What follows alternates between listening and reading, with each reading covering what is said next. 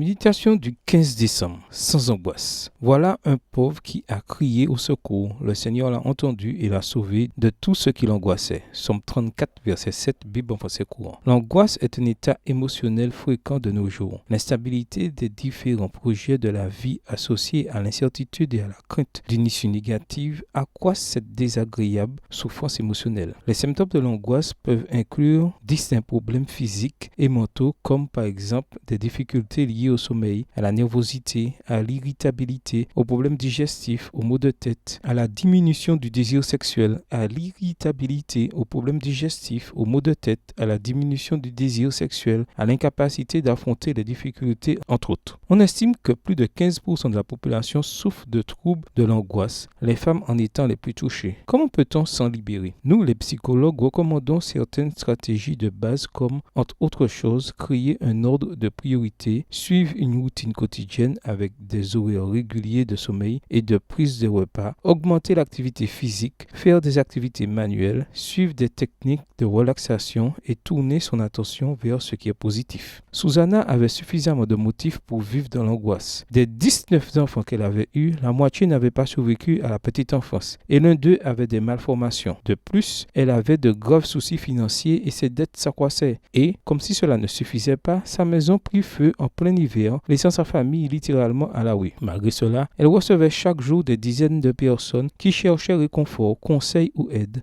En tant qu'épouse de pasteur, elle devait porter de nombreuses responsabilités et, bien que fragile de nature, elle faisait preuve de courage et d'enthousiasme. Comment faisait cette femme pour ne pas vivre dans l'angoisse? Eh bien, Susanna avait un objectif clair dans la vie, éduquer ses enfants pour l'éternité. On dit qu'elle était extrêmement méthodique. Dans sa modeste demeure, il y avait un moment pour tout, pour dormir, pour se réveiller, pour étudier, pour jouer, pour aider, pour se reposer, et la famille jouissait d'une ambiance joyeuse. Mais quelque chose de plus la caractérisait. Elle consacrait 2 heures par jour pour être en communion avec Dieu et pour étudier sa parole. Durant ces heures, elle conversait avec lui comme avec un ami, lui apportant ses préoccupations, ses désirs et ses fardeaux. Elle cherchait dans la Bible la réponse à ses inquiétudes et la force nécessaire pour affronter la journée. 2 fois par jour, elle réunissait aussi sa famille pour adorer Dieu et leur chant attirait même les voisins. Avec l'aide de Dieu, Susanna Wesley parvint à former en Angleterre 2 des plus grands prédicateurs du XVIIIe siècle, John et Charles Wesley. Aimeriez-vous suivre sa méthode pour vivre sans angoisse? Bonne journée à vous et que le Seigneur vous bénisse.